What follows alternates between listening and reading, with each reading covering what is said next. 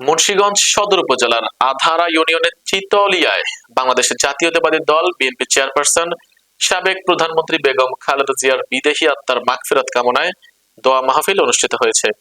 বিস্তারিত থাকছে S M নাসিরউদ্দিনের প্রতিবেদনে।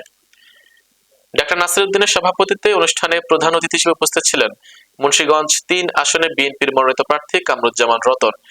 বিশেষ অতিথি হিসেবে উপস্থিত ছিলেন জেলা বিএনপির আহ্বায়ক কমিটির সদস্য সুলতান আহমেদ, কেন্দ্রীয় স্বেচ্ছাসেবক দলের সাবেক সহ সভাপতি রফিকুল ইসলাম, ভিপি মাসুম, ঢাকা মহানগর যুব দলের নেতা জাফর খান মনা, থানা যুব দলের সাবেক সাধারণ সম্পাদক শামসুল হক সরকার, জেলা ছাত্র দলের সাধারণ সম্পাদক জাহিদুর রহমান জামাল। অনুষ্ঠানের সঞ্চালনা করেন মুন্সিগঞ্জ সদর উপজেলা স্বেচ্ছাসেবক দলের সিনিয়র যুগ্ম আহ্বায়ক শাকিল আহমেদ। অনুষ্ঠান শেষে কামরুজ্জামান রতনের সহধর্মিনী নুরি জান্নাত রৌশনী শীতার্তদের মাঝে কম্বল বিতরণ করেন।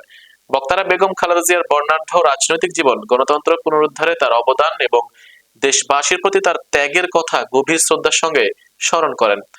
পাশাপাশি দেশের গণতন্ত্র, শান্তি ও সমৃদ্ধি কামনা করে বিশেষ দোয়া করা হয়।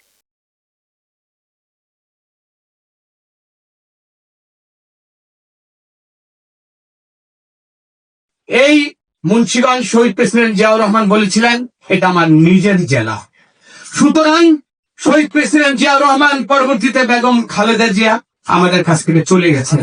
আমরা সবাই ওনার জন্য আমরা হৃদয় দিয়ে আমরা কান্না করেছি। সারা বাংলাদেশের নয়, পৃথিবীর ইতিহাসে একটা বড় জানাজা হয়েছে।